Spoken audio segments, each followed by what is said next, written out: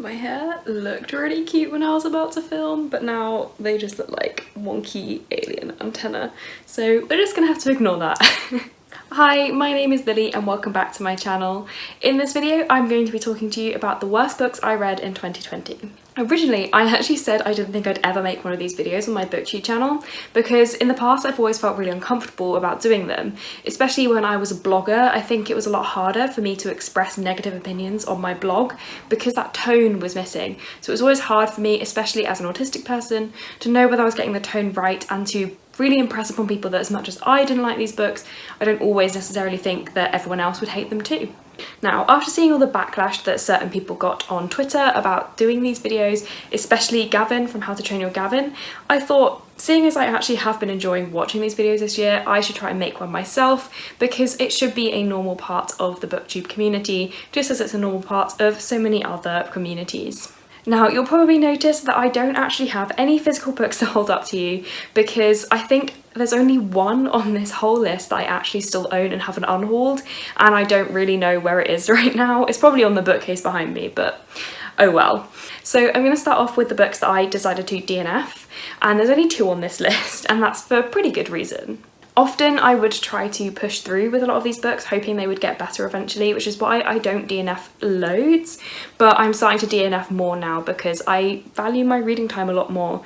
And I read 93 books last year, and I'd like for the average rating to be higher because I don't want to be forcing myself through books I'm not enjoying. Now, I want to get the first one out of the way because if you follow me on Twitter or you've watched some more of my videos, you'll know that this one's going to be coming up, and that is Finding Sam. Now, this one is just a mess. I might not even be able to find a cover to show you because this book's actually been pulled from publication. And the reason for that is, back in, I want to say November, Gavin from How to Train Your Gavin tweeted this blurb of a book that just sounded absolutely horrific and incredibly ableist, and that was Finding Sam. I asked him what the book was and who the author was so I could look it up for myself. The blurb basically summarised the fact that there's this boy who has an autistic brother who is older than him, and they're about to be going to the same school after having been going to separate schools because of their age difference, and he basically hates his brother purely because his brother is autistic, and there's no other reason. He just hates the fact that his brother is autistic, which is fun to read. And I basically made a Twitter thread about how I thought that this blurb itself was incredibly harmful, and books with those kinds of messages, even if it turns out to be a happily ever after where he learns to love his sibling, it's not really great when you consider how much of the book has disparaging and hurtful and hateful comments towards a marginalised community. So I didn't actually call for the book to be cancelled, but eventually the publisher started getting back to us and saying, look, you're all condemning this book and none of you have read it, so read it.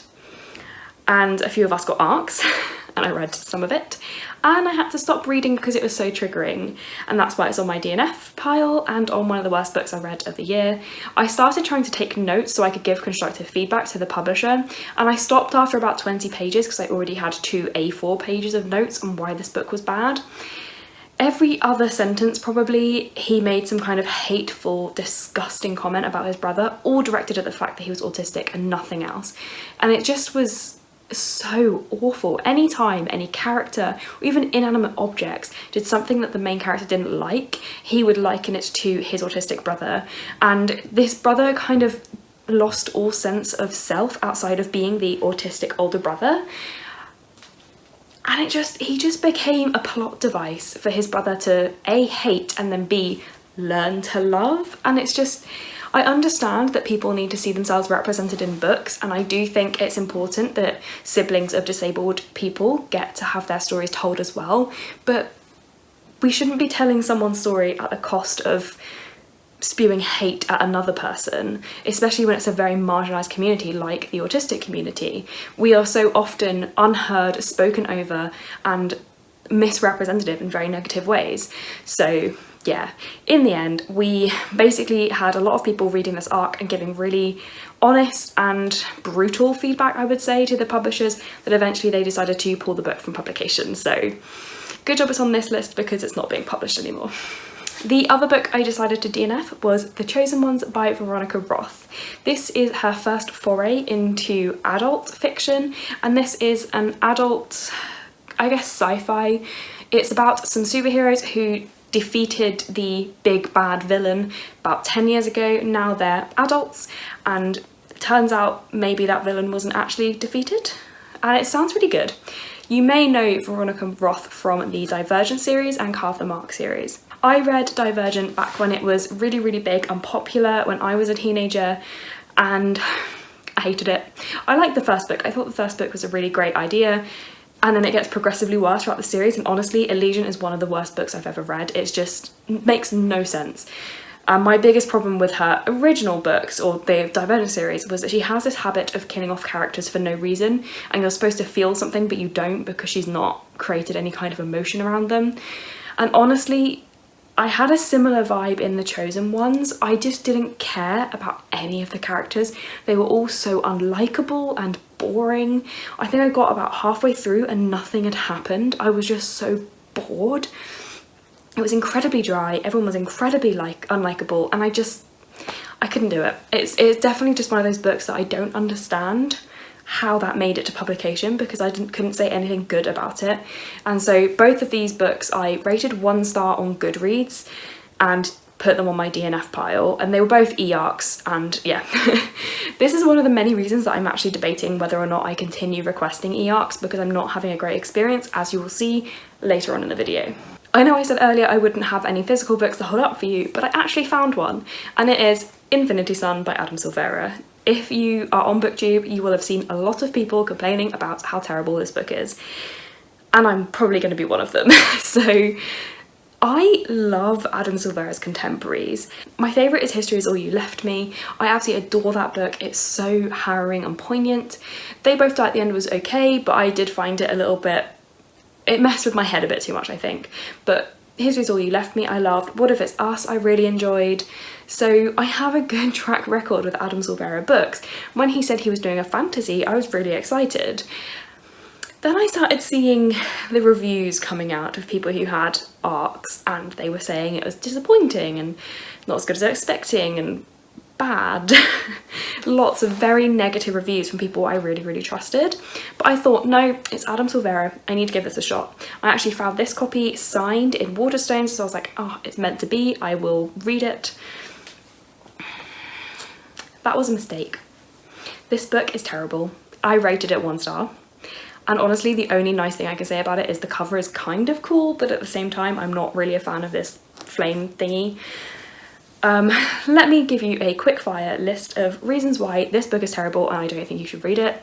Number 1, there is no world building at all. You're just kind of thrown into it and expected to know what's going on, and you don't. He doesn't tell you anything, and I don't even understand what, like, the biggest problem is there's all these magical creatures in this world. He doesn't explain why they are there and how they interact with humans at all, and it's really confusing. Number 2, there's multiple POVs and they all sound exactly the same except for one, because he's just a whiny little bitch. That's basically it. All the POVs sounded the same, they were all incredibly boring and unlikable.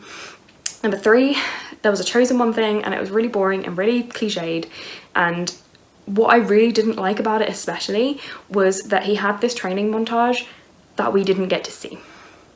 He's like picked up to be the Chosen One, and then it's kind of said in a few sentences, oh, and then they trained him up and he became this amazing fighter, and you're supposed to just believe that he's amazing without seeing any training, and that really, really disappointed me.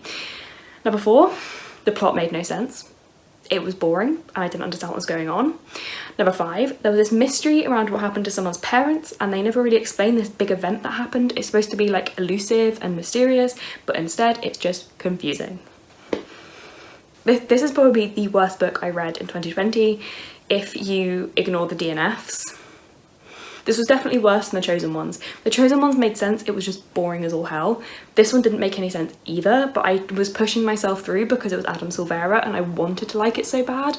But I just have nothing good to say about this book. It's just terrible. In fact, the only good thing I can say about this book is it is incredibly diverse. There's a lot of different sexualities represented and different genders and races, but other than that, this book was just and I don't think I can bring myself to read more, even though Adam Silvera has said himself that he thinks that he's improved in the second book.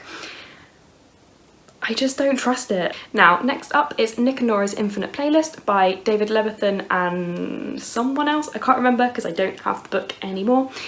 This is a really short book that I read as a paperback, and honestly I think it didn't age well. It read very dated. It was written in the 2000s. I think it was about 2008 I want to say that this one came out. Whilst that doesn't normally impact me, it did in this one. It just, a lot of the attitudes that they were talking about and the characters themselves just felt dated in a bad way. And I just didn't like any of the characters. They were so annoying. I just was annoyed with everyone, didn't like them, didn't see the romance between them. I would have DNF'd it if I wasn't reading it for this book club I had been doing at the time, but I was, so I did finish it, and waste of my time. It took me so long to read it, despite the fact it's like really itty bitty. So yeah, wouldn't recommend that, and it's kind of made me think that I might be growing out of David Levithan's writing now. One of my favourite books used to be Two Boys Kissing by David Levithan, but I think it might be time to stop reading his books. I think I might have grown out of them. Next on my list is Girls Made of Snow and Glass by, I want to say Melissa Bassadost? Can't remember. All of the covers will be on the screen anyway, so you'll be able to see what their name actually is. But this is an e-arc I got on NetGalley, and I thought it sounded really interesting because it's a Snow White retelling, but it's a female-female romance. And the idea was okay, but again, it was one of those ones where it was just boring. Nothing interesting was happening. It was all just very dry, and it was like, and then I did this, and then I went there, and then I went back, and you kind of have to go backwards and forwards between these locations, and it all just felt very pointless. I don't know, it just made me feel almost as though Snow White is not a story that could be adapted into a whole book, even though I know people have done it successfully. This just felt like the story had been overly drawn out in a way that didn't work. And yeah, it just bored me, but I guess it's probably one of those books that other people would like, and it just didn't suit me.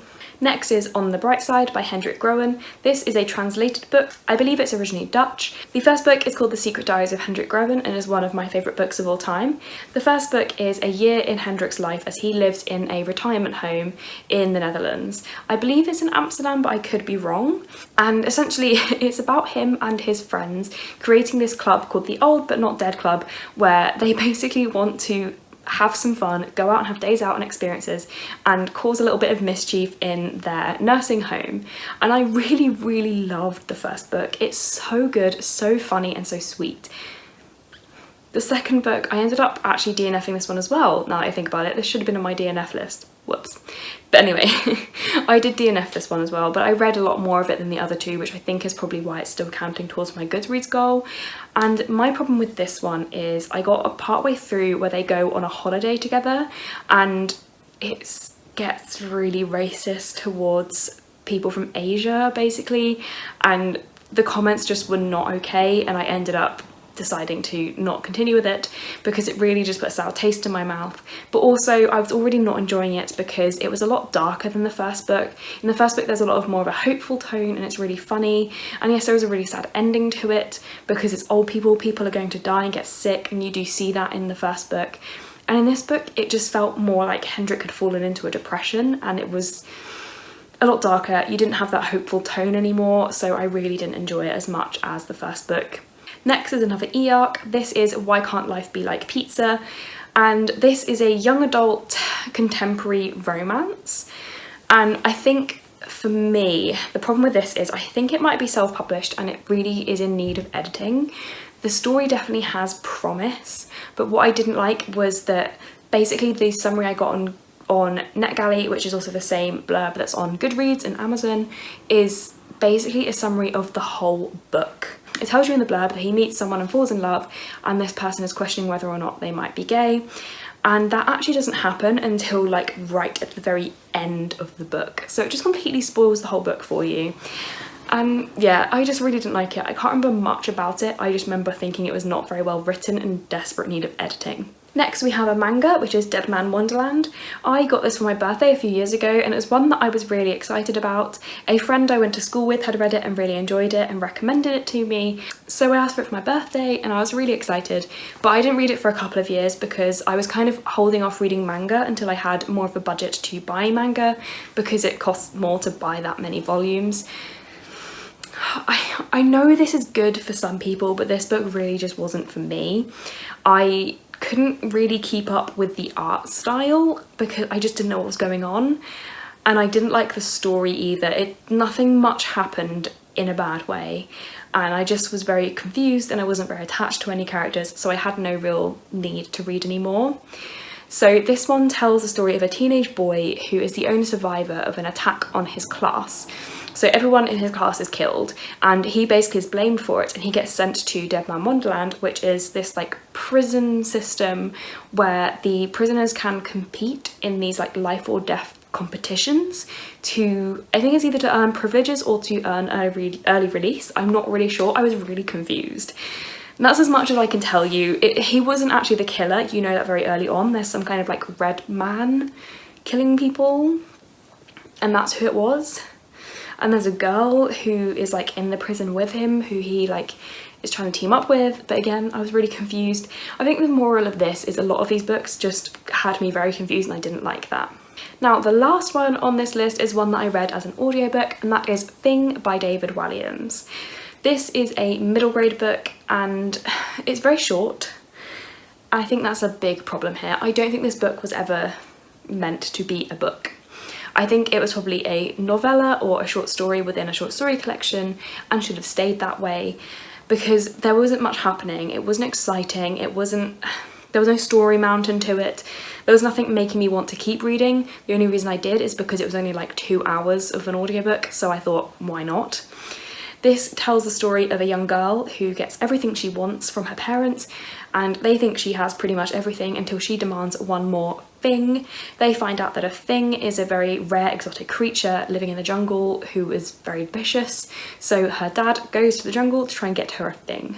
When he comes back, there's like all this shenanigans because it's a vicious creature that eats everything. And I get the moral of the story was to like not be greedy and to appreciate your gifts, but other books have done it way better. This was not a good introduction to me to David Walliams. This is my first David Walliams book. I have a couple more on Audible and I'm not holding out high hopes now. So those were my worst books of 2020. There's a real mixture there. Most of them I actually read as ebooks or audiobooks, which is surprising because usually audiobooks I love. And I think that's why I'm sort of moving away from NetGalley as well, because I've had so many bad reads from NetGalley lately. But yes, I would say that for most of those, I would think that other people might like them when I didn't. For some of them, I would say I wouldn't want anyone to read them, aka Finding Sam, which means that's a good thing because no one can read it now.